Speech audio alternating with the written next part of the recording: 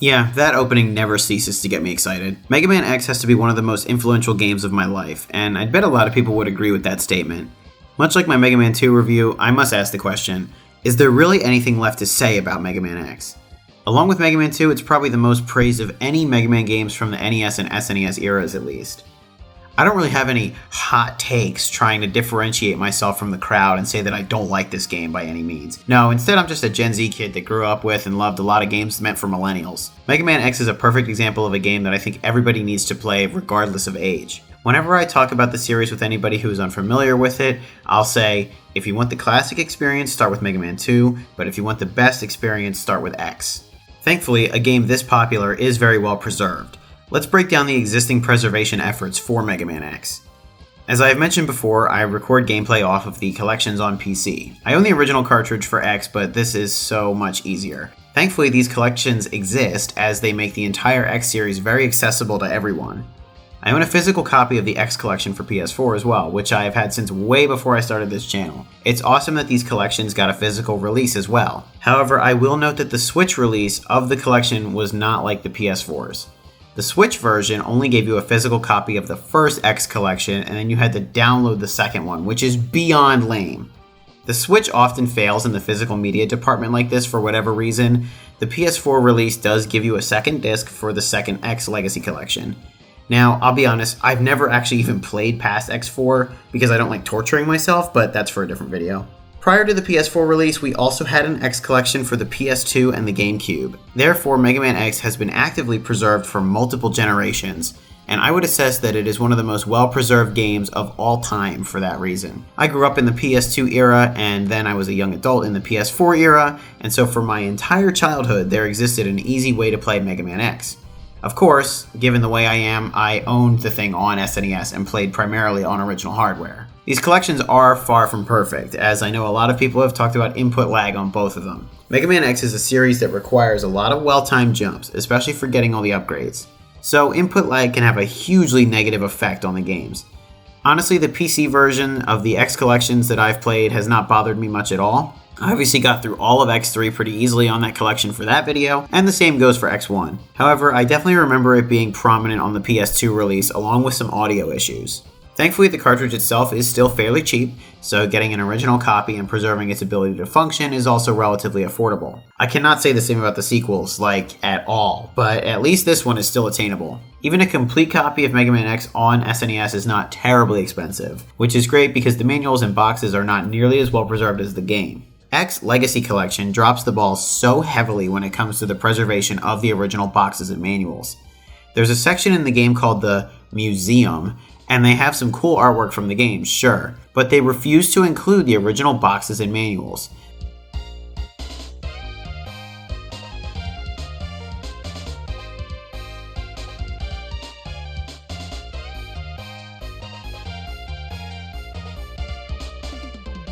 The stupidest thing in this entire collection, then, is the product gallery, where we get to look at a photo of a t-shirt and pictures of boxes of toys. I guess that stuff is neat in some way, but why have just this and not scans of boxes and manuals? The product gallery just feels like Capcom advertising crap to me.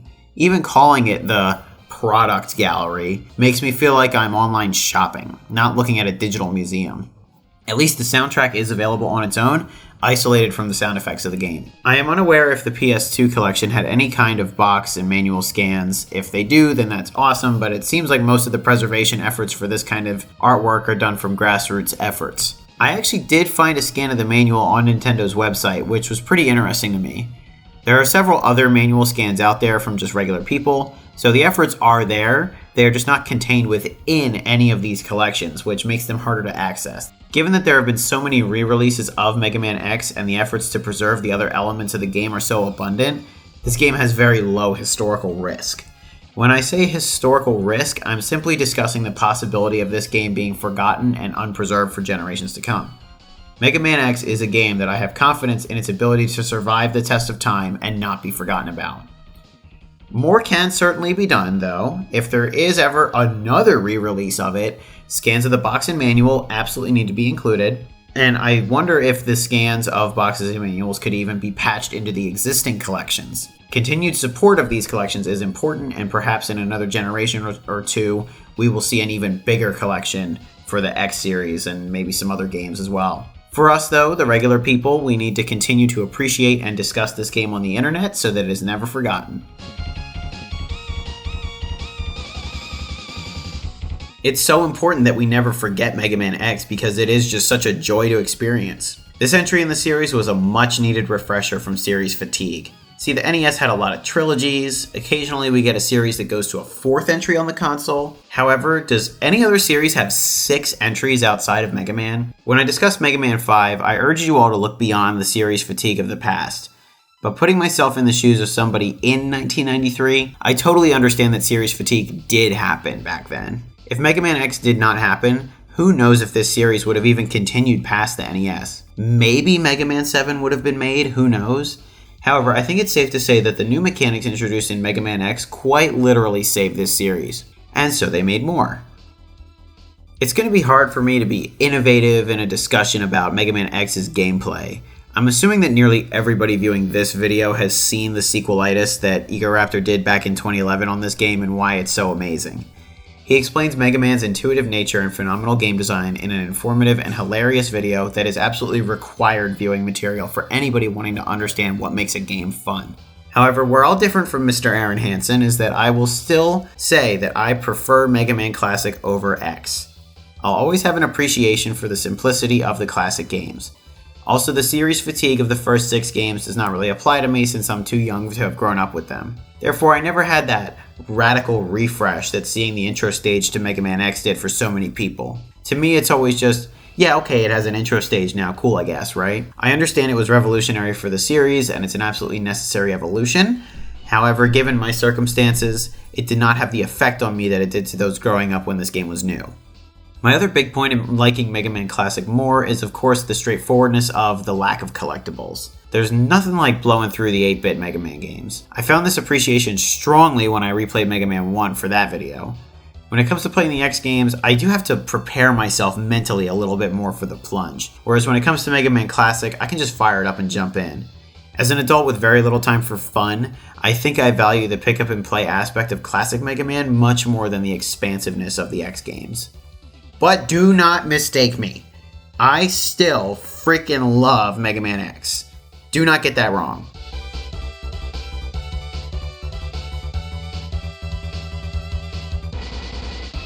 Arguably my favorite thing about this game is its soundtrack. I mean, it's just so memorable and awesome. The way those drums frantically kick around when you start the game up as an immediate signal that Mega Man X is different from Mega Man Classic.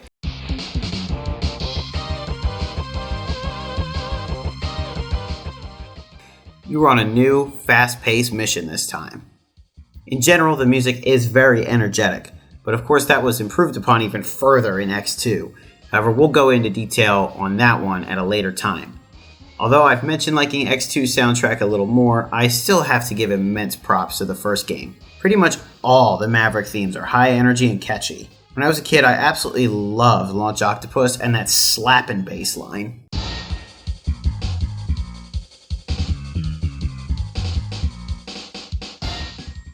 The only thing about it is that this stage can be outrageously frustrating with some very annoying mini-bosses sprinkled throughout. At least you get the rockin' tune though. I honestly have no idea which Maverick theme I would say is my favorite. You may get a different answer depending on the day. Perhaps a top 3 for me would be Chill Penguin, Launch Octopus, and Boomer Kuwanger, not necessarily in any order.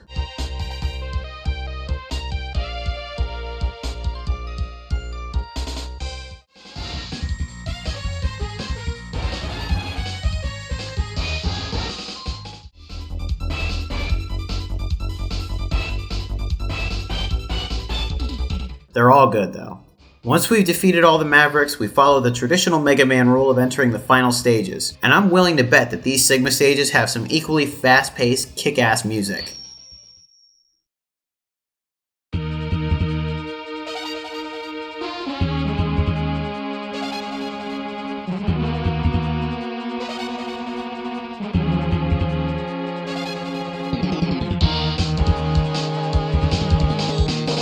Holy crap. This theme lets you know that there's no more messing around. Those energetic, somewhat happy-sounding themes in the Maverick stages are met with this ultra-serious, bass-dominated track.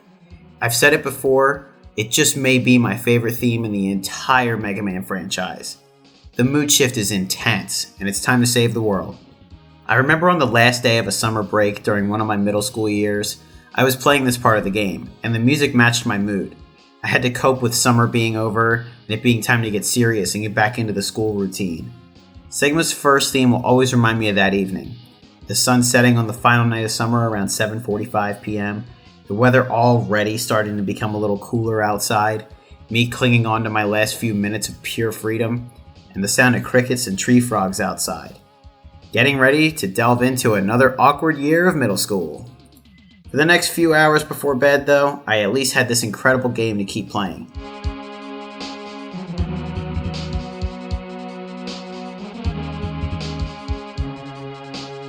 Something that was never a part of my childhood was the box or manual for X.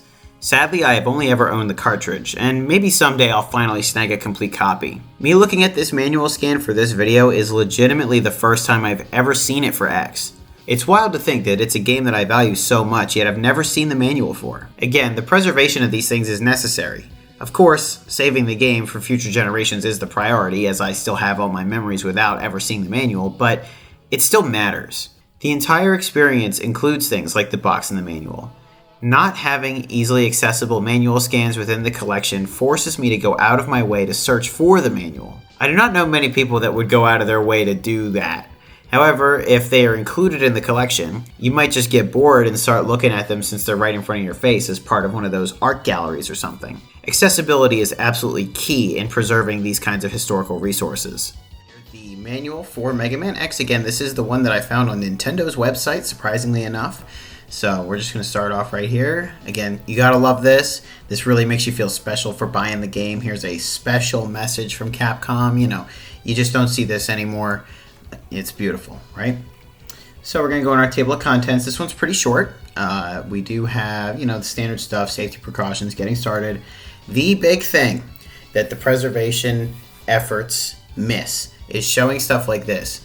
The journals that are listed here, which this is basically just backstory on all the characters. Obviously, the Mega Man X games do follow a very different storyline than the Mega Man Classics, but they do link them together with some, notes from Dr. Light, and there's kind of this whole tie-in with Dr. Light from the original games, and all that is explained in here.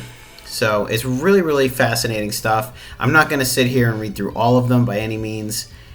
It's a little long, so that would take quite a while. So following that, we have some simple stuff, control functions, power meters, whatever. How to play the game, right? And then we do have some good artwork of X here, and then good artwork of Zero. Again, Zero was introduced in this game, another very, very important part of this game. All the new characters and everything, not only the game mechanics, but the entire new storyline. And then you see here we have some more journal entries, notes, very fascinating stuff. And then just explanation of passwords, sound modes. Even the original game had a sound test, so easy to isolate that soundtrack. We do have our enemy roll call here. Not necessarily full roll call, but the Mavericks at least. We get Chill Penguin, Spark Mandrill, all the guys.